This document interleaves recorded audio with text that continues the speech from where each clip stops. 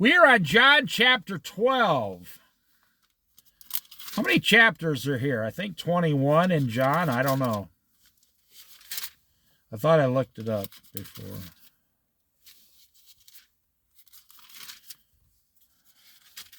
Yep, I was right. There's 21 chapters. Chapter 21 is small. Okay, we're on chapter 12, about halfway through. We got 10 chapters left here. I'm down on the Umpqua River on the Oregon coast, one of the largest rivers on the west coast. Jesus anointed at Bethany. 6 days before the Passover, Jesus came to Bethany, where Lazarus lived, whom Jesus had raised from the dead. That was yesterday's Bible study. Hopefully you're listening to all of these in order, otherwise you're going to be all screwed up. Here a dinner was given in Jesus' honor. So they wanted to, do something nice for Jesus, because I know it almost sounds funny to me. They wanted to do something nice for Jesus because he raised their brother from the dead and gave him life back again. Now, I want to touch briefly on Lazarus being raised from the dead. So Lazarus was in heaven. Many preachers talk about this. And Jesus had to take him out of heaven back to earth. Okay, so Lazarus was sick. And he died, and his sickness went away, and he's in heaven, in paradise. He's thinking, oh man, this is so awesome up here, so amazing, so wonderful, everything's so great. And then they come and say, hey, Lazarus, your sisters are really upset. Your sisters are really upset. They want you to come back. Now, nobody knows exactly what happened or how it happened, but can you imagine being like on the best possible... Look at all these ducks flying over. That's amazing. Can you imagine being on the best possible vacation of your lifetime? And you're up there for 2 or 3 days on vacation. And you just get, your lawn chair next to the lake, about noon, and you got a cheeseburger there and a lemonade, and you haven't even taken a bite of the cheeseburger, and you're just sitting there going, oh, okay, I'm on vacation now. And the phone rings, and your boss says, we need you to come back to work. I've counted over 200 ducks so far. Look at this.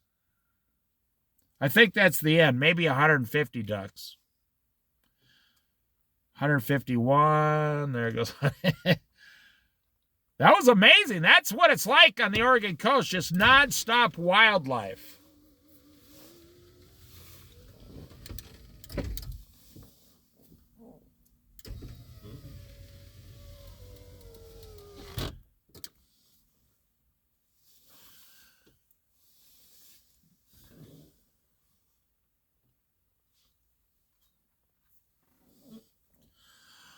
So a lot of ministers talk about, Lazarus being taken back.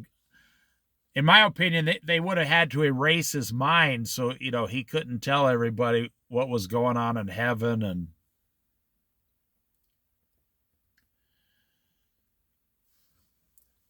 so they're giving a treat to Jesus, a dinner in his honor for raising Lazarus from the dead. And I'm sure Lazarus is in the room. Could you imagine everyone going to Lazarus? Well, there's 3 things going on with Lazarus. One is all the questions. What was heaven like? What was heaven like? Do you remember dying? What was heaven like? And Lazarus is probably saying, I don't remember anything. I remember I was dying, I fell asleep, and then I walked out of the tomb, and you guys are telling me I was dead for several days. No, I don't know anything about what happened. I have no idea what happened to me. Oh, come on, Lazarus, you can tell us. Come on, man. Come on, man. Tell us what heaven was like. Come on, man. Seriously. Or there was probably people telling Lazarus, come on, tell us how you tricked us. Come on, tell us how Jesus tricked us. Come on, tell us what the trick was. The second thing is Lazarus has to die all over again. He has to die twice. He has to die all over again someday in the future.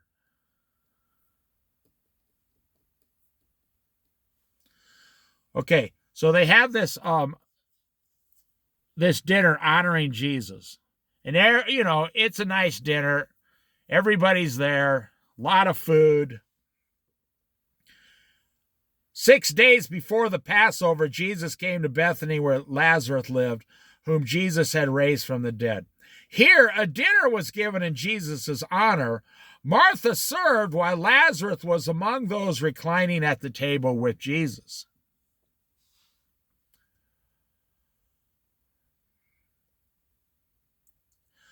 Then Mary took about a pint of pure nard, an expensive perfume, and poured it on Jesus' feet and wiped his feet with her hair, and the house was filled with the fragrance of the perfume. But one of his disciples, Judas Iscariot, now that's funny, Judas was in charge of the money bag, remember? Judas was always concerned about the money. So if you're on this earth and you're always concerned about the money, then you're acting like Judas Iscariot did. There's all those ducks right in front of you. Well, not all of them, some of them that flew by. Judas Iscariot, who was later to betray Jesus, objected to her using this perfume. Why wasn't this perfume sold and the money given to the poor? That's really a kind of a stupid question to ask if you are a true follower of Jesus. If you're a true follower of Jesus, wouldn't you say, wow, look at the nice thing this woman's doing for my master? Look at the great thing this woman is doing for my master.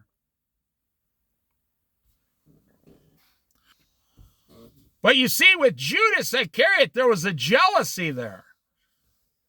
He was counting the cost. He was counting the money. That was a blue heron crane that just flew by there. Judas Iscariot was counting the cost. Now, they said pure nard. What you do is you just take a slice of nard off, and you make a whole batch of perfume with it, mixed in with other things like essential oils and fragrances and flowers and pure nard, like a chunk of nard, is very, very valuable.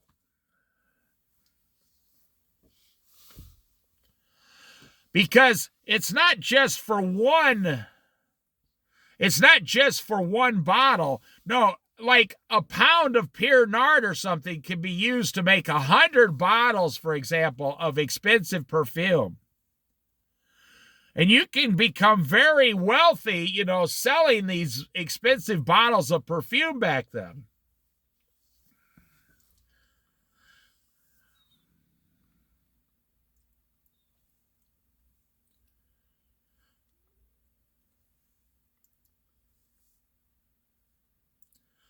It was worth a year's wages. Listen to what it says here. The nard that she was using was worth an entire year's wages. It's the only scripture that says that. So it's what everything I just said to you and more. So according to today's society, this Pierre Nard was worth $50,000. $50,000.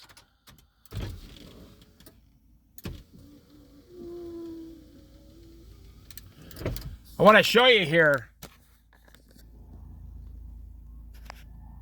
Right there.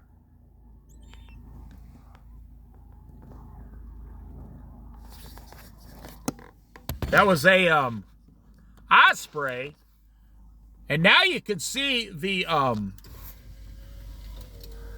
Coast Guard helicopter went by, and the Osprey started leaving the area because of the vibration of that helicopter. The Osprey started getting the heck out of Dodge there.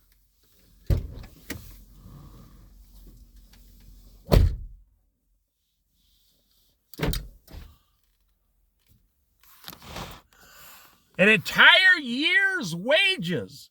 That's how much this was worth. So you could have made 5 years worth of wages by slicing this up and making expensive bottles of perfume and selling them to rich ladies back then. So Judas Iscariot, you see this right here, this determines what was in his heart.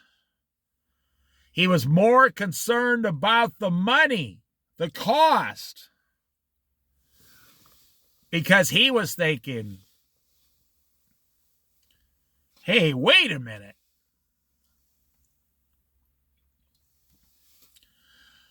That money should have been given to me and put in the money bag that I'm in charge of. Aha. You know, that's why I'm telling you, it's very dangerous. It's very, very dangerous to sit around worrying about your house payment, your car payment, your 401k.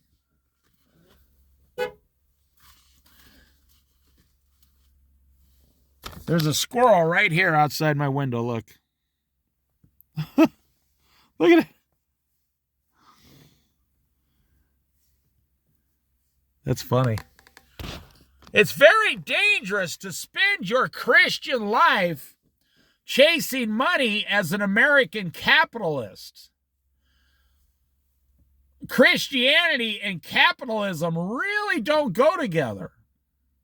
Because in Christianity, you're seeking Jesus the Lord nonstop. In capitalism, you're seeking money nonstop. That's the definition of capitalism. And I want to just make the point, Judas Iscariot, he was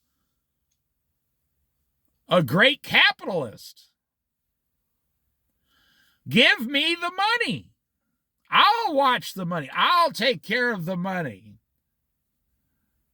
Now, question. Did the money corrupt Judas? Can we blame the money? Did the money corrupt Judas? Or did the devil see the heart of Judas and say, give that guy the money? Give that guy the money because he's corrupt. He's a corrupt man. Give him the money. You see a really cute small fishing boat go by here. Now listen to what it says. It was worth a year's wages. He did not say this because he cared about the poor, but because he was a thief. The Bible comes right out here and calls Judas Iscariot a thief.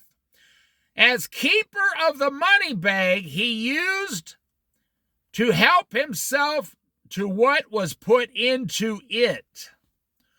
Judas Iscariot was the guy, the child that you sent to the store. Everyone has one child like this. Judas Iscariot was the child you give $20 and tell him to go, and they try to keep part of the change for themselves. You know, the mother says, give me back, make sure you give me all the change back. And the child tries to lie and keep a couple dollars for themselves. Jesus said, "Leave her alone." Jesus replied,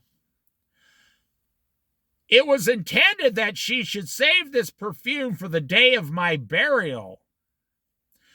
You will always have the poor among you, but you will not always have me." Now, in another gospel, it says, you will always have the poor with you, and you can help them anytime you want. Now, check this out. Have we ever solved the poverty problem in the world today? There goes a white crane right there, a pure white crane. Have we ever solved the poverty problem in the world today? Now, the liberals, the government, they keep saying, if we just tax you more, we guarantee to solve the world hunger problem within 10 years. They've been saying that since the day I was born. So for 6 decades, 60 plus years, I've been listening to the commercials on TV. If you just send us more of your money, we will solve the poverty problem. Well, you know, poverty in 1962, when I was born, was about 2 or 3%. Now the government got involved for 60 years, and poverty is now 35%. They say, no, it's not. No, we got it way down. If you have to give someone $600 a month in food stamps, that is poverty. Without those food stamps, they would starve to death, because that's what makes the government useful. I mean, you're not going to get rid of the hand that feeds you, the government. So Jesus saying, the poor, you will always have poor people with you. He's saying, he's actually prophesying, if you listen carefully, he's prophesying, you will never be able to solve the poverty problem until the 1,000-year reign of Christ, then it will be solved. Meanwhile, a large crowd of Jews found out that Jesus was there and came, not only because of him, but also to see Lazarus, whom he had raised from the dead.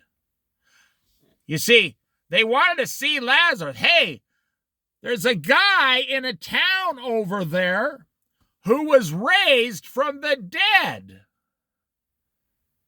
Well, what do you mean he was raised from the dead?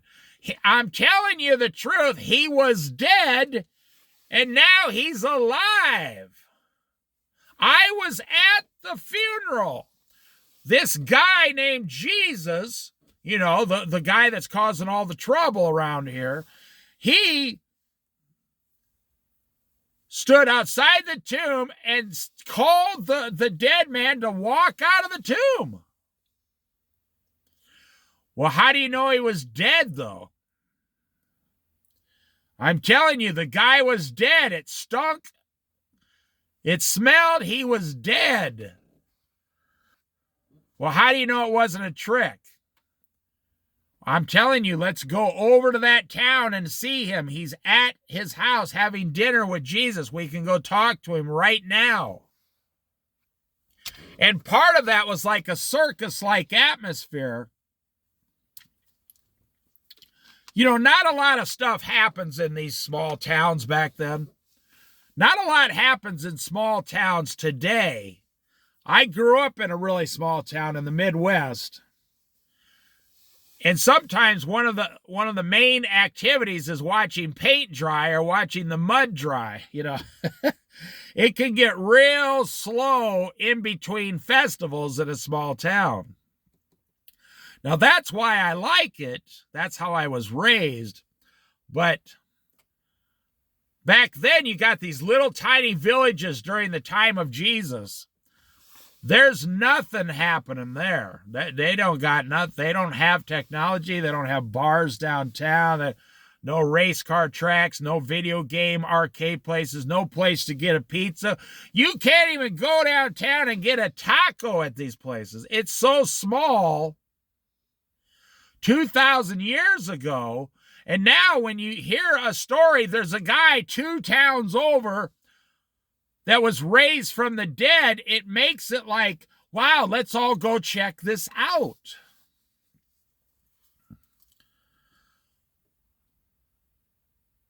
So the chief priests made plans to kill Lazarus. Here you go. That was the third thing I was going to talk to you about. It said 3 things happened to Lazarus. One is he had to die all over again, eventually someday. Number 2, people never stopped asking this guy questions for a year. Lazarus, long after Jesus was crucified, Lazarus was the most popular side attraction there. I mean, he could have literally put up a little tiki hut, T-I-K-I, a tiki hut, and said, put a sign out front, for $1, you can see the man that was raised from the dead. That's what they would have put him in the circus or the Wild Buffalo Bill Cody sideshow, you know. I'm not kidding. I mean, I'm just telling you how people think. They're like, there's a guy over there raised from the dead. I got to go check it out. And the third thing was, now they didn't just want to kill Jesus, they wanted to kill Lazarus. And it never really says when Lazarus died after that I know of. So the chief priests made plans to kill Lazarus as well. For on account of him, on account of Lazarus, many of the Jews were going over to Jesus and believing in Jesus. Many of the Jews were going over there and saying, if this guy can raise someone from the dead, he can sure solve my problems.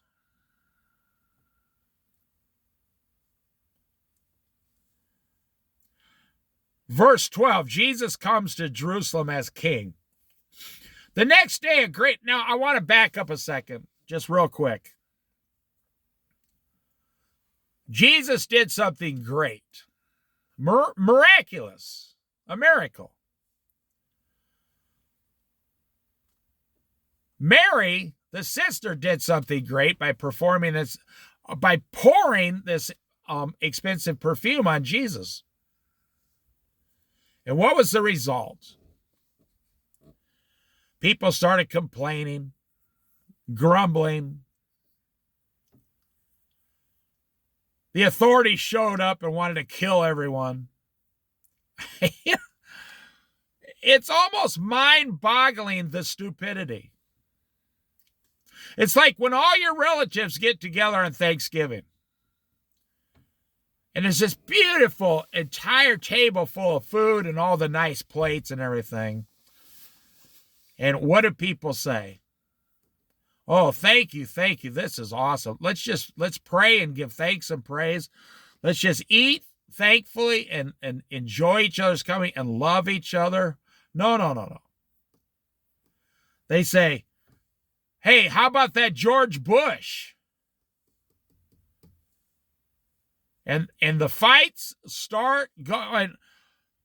Yeah, and then pretty soon, well, you remember what you did to me in the 3rd grade.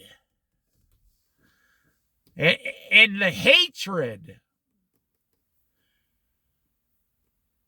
You know, humans are the only ones that can take a nice buffet and turn it into something ugly and mean and hateful. But I myself, I will not be participating with you in that. When you are all fighting, I will be eating mashed potatoes and gravy and enjoying myself with Jesus at the table. We will be ignoring you. The next day, a great crowd that had come for the festival heard that Jesus was on his way to Jerusalem. They took palm branches and went out to meet him, shouting, Hosanna! Blessed is he who comes in the name of the Lord. Blessed is the King of Israel. Jesus found a young donkey and sat on it, as it is written. We went over that in the previous studies many times.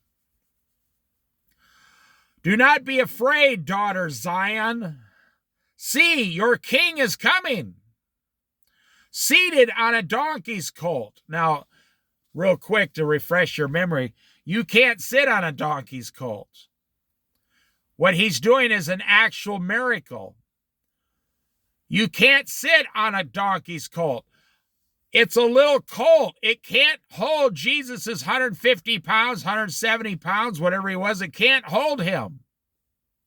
It's too much weight. It's not possible to put a full-grown man on a colt. I grew up on a farm. It's not possible to do it. It's not possible. It will break the colt's back. Number two, the colt isn't old enough to be trained yet. So if you sit on a donkey's colt, because of the pain of its back, it will start bucking wildly and falling on the ground and rolling over, and you can't even sit on it. So for Jesus to walk, now if it said he came on a donkey, you'd say, okay, well, that's a 1, 2, 3, 4, 5-year-old donkey. Men ride donkeys back then, sure. But the colt, a little foal, a little baby donkey, not possible. It's not possible. It's a miracle. Jesus sat on this colt. He would have had to miraculously calm the colt down, and then miraculously, well, how did he calm it down? By speaking to it in his heavenly, language. And then he would have had to give the colt supernatural strength so he could ride it. It also is a representation of God's gentleness. I come to you on a colt. The next time you see Jesus coming to earth, he will be on a white stallion with all the angels and all the saints behind him coming down to earth at the Battle of Armageddon. He will not be coming on a colt. He will be coming with a sword to destroy everything on a big, huge white stallion. He came to Jerusalem. He said, "Do not be afraid, my daughter, Zion. I come to you in peace. Accept me." Now, it's been 2024 years. Jesus is still coming in peace. The message of the gospel, the good news of the gospel of Jesus Christ, Lord and Savior, I've come in peace to save you today. That will keep, that message of salvation will keep gently moving forward until the rapture. And then the message will be preached on earth, but in a different form. The church will not be here preaching the message. Now, let me tell you what you got wrong in your life. Do you know that your only job on this earth as a Christian is to preach the good news of the gospel of Jesus Christ and salvation for the forgiveness of sins, and to have people receive eternal life and then become disciples of Christ? Do you know that's your only job on this earth as a Christian? As a non-Christian, that's what I tell people. As a non-Christian, you can do anything you want. You are not under the authority or power of Christ because you're a non-believer. Now, at the judgment day, as a non-believer, you will be cast into hell for all eternity. But on earth, I know a lot of non-Christians who are rich, fat, happy. They got $160,000 brand new Corvettes. Matter of fact, they got 2 of them. And then they got an $80,000 SUV. They got $1 million house. But they don't believe in Jesus. But as a Christian, you actually only have one job. And that's why a lot of people don't want to accept Christ. Because, well, hey, the party's over, man. When I start following Jesus, I can't get drunk. I'm not supposed to get high. I'm not supposed to beat my dog and my wife and my kids, and I'm not supposed to have any fun. I can't look at pornography. I can't make filthy jokes with my other neighbor male friends, you know. I'm not allowed to stare at women. Yes, that's all true. As a Christian, love God with all your strength, mind, and soul. Love your neighbors yourself. But your only job as a Christian is not the job you go to get money. It's not to buy an expensive house so you can, the dumbest thing Christians do, buy an expensive house, spend 35 years paying it off, then you die and go to heaven and leave the house back here on earth. Does that make sense to you?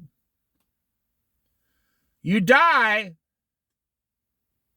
and you leave everything you worked 30 years for back here. Does that make any sense? At first, his disciples did not understand all this. Only after Jesus was glorified did they realize that these things had been written about him and that these things had been done to him. See, everything Jesus did was prophesied in the Old Testament that was coming about Jesus. Now, the crowd Jesus just fulfilled one prophecy after another about himself. So that's why he says, if you don't believe me, believe the miracles, believe the prophecies. They're being fulfilled right now. Now, the crowd that was with him when he called Lazarus from the tomb and raised him from the dead continued to spread the word. There you go. That's your job. That's one of the first indications of what our job is once we believe in Jesus, is to spread the word, the good news of the gospel of Jesus Christ.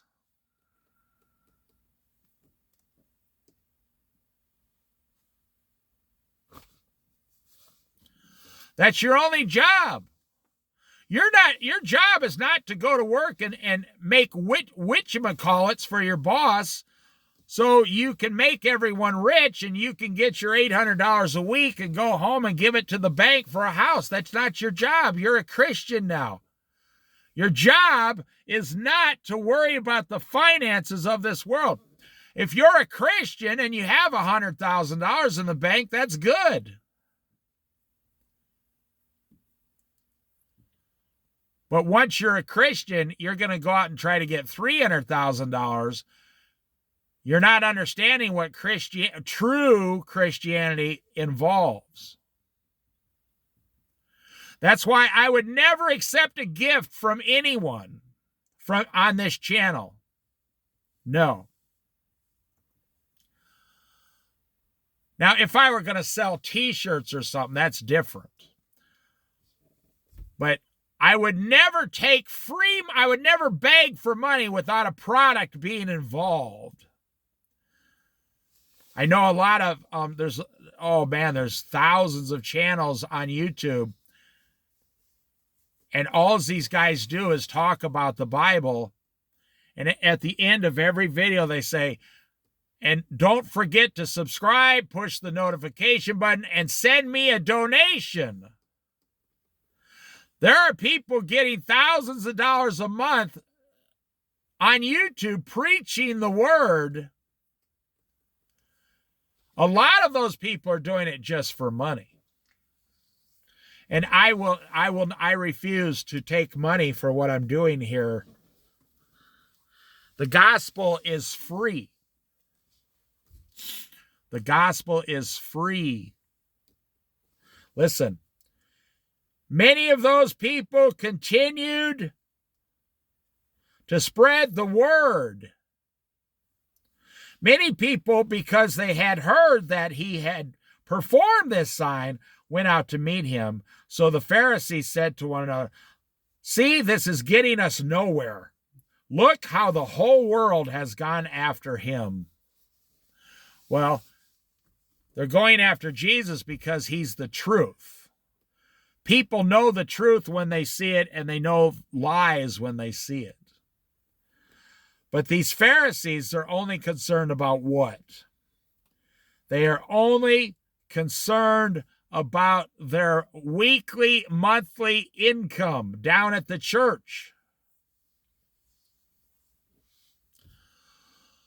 The Jewish leaders are only concerned about their monthly income. It was the same thing as today's society.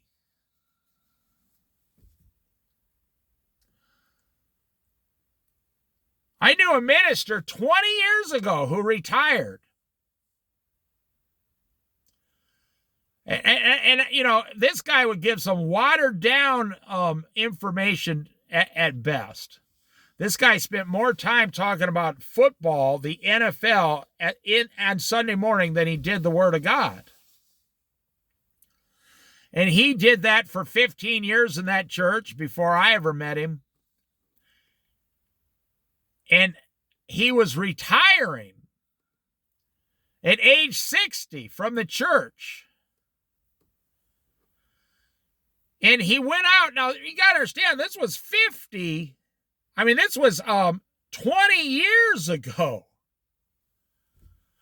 This guy went out and bought a $70,000 pickup 20 years ago for his retirement gift. A minister of the Word of God. That would be the same as a $180,000 truck today in comparison. He went out and bought the most expensive truck, and it was all church money. And then he had a contract with that church that gave him a lifetime, like $3,000 a month for life.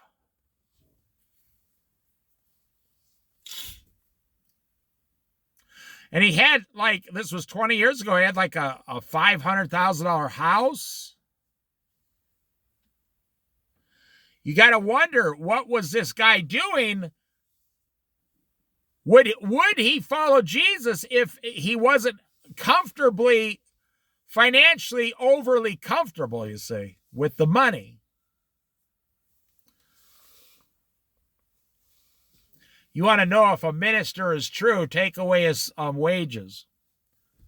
Now, we should pay all our ministers. I'm not saying no. But the ones who say, well, I still got to, there goes a bald eagle right in front of me, right there. Look at that. Whoa, that was huge.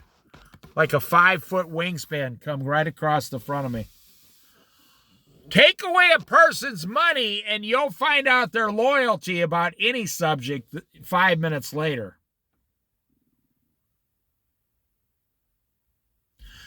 I'm going to end there, and we'll do this chapter 12 in 2 different videos. Now look, you become a believer, your only job is supposed to be working and telling people about Jesus Christ and the gospel and the good news of the gospel of Jesus Christ, the forgiveness of sins. Yes, you have to go to work so you can make a living. You know, I knew a preacher. I worked side by side with this guy for a year.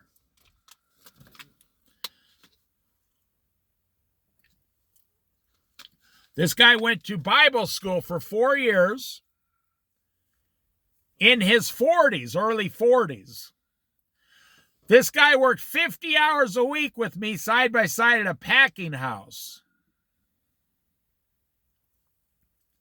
And I would talk to him, and then he drove 70 miles out of his way to a small, tiny little town where there was a church, and they could never find a pastor there because they couldn't afford. It was kind of like an unorganized town where there were people there, and there was an old church there, and they couldn't pay him anything, not even his gas money.